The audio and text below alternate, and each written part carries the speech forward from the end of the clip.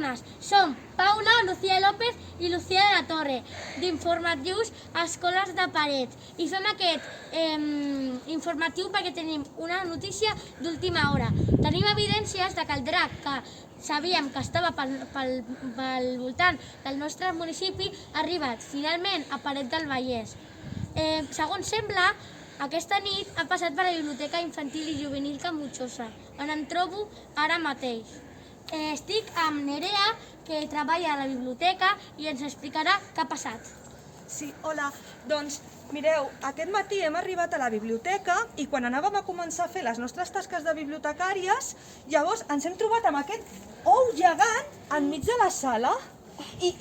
Bueno, sabíem, al moment hem sabut que no podia ser de follet, perquè els follets no ponen ous i a més, si els posessin, serien més petits i aquest és gegant.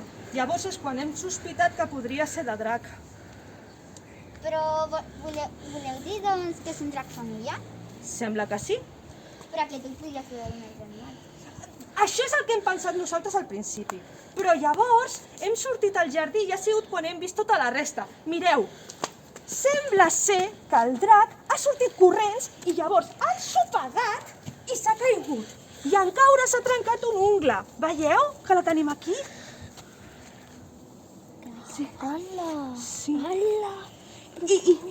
I llavors sembla que de l'ensurt tan gran que s'han portat ha estornudat, ha fet un estornut molt gran i bum! Li ha sortit foc del nas i ha cremat aquesta part del pati. Ha quedat tota l'herba socarrimada. Sí. I llavors ha sortit volant, però abans de sortir volant ens ha deixat... Bueno, jo no sé si això pot sortir a la televisió. Per què? Fa molta por? No, fa molta pudor. Llavors sí que pot sortir a la televisió. Doncs abans d'en sortir volant ens ha deixat això d'aquí. Ui, què és això? Això és una tifa, una caca gegant, un cagarro. Però i com sabem que és el de drac?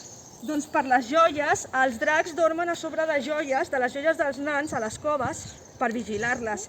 I sembla que aquest drac tenia unes quantes joies enganxades en el cul i llavors quan ha fet caca doncs ha quedat tota la caca plena de joies. Doncs no ho veieu, veïns i veïnes, el drac ja està per aquí.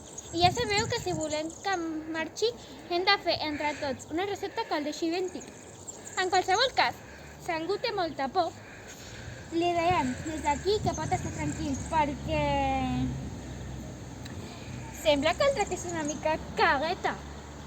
Lucía de la Torre, Paula i Lucía López, d'Informatius Escoles de Parets, Biblioteca Infantil i Juvenil Can Butxosa.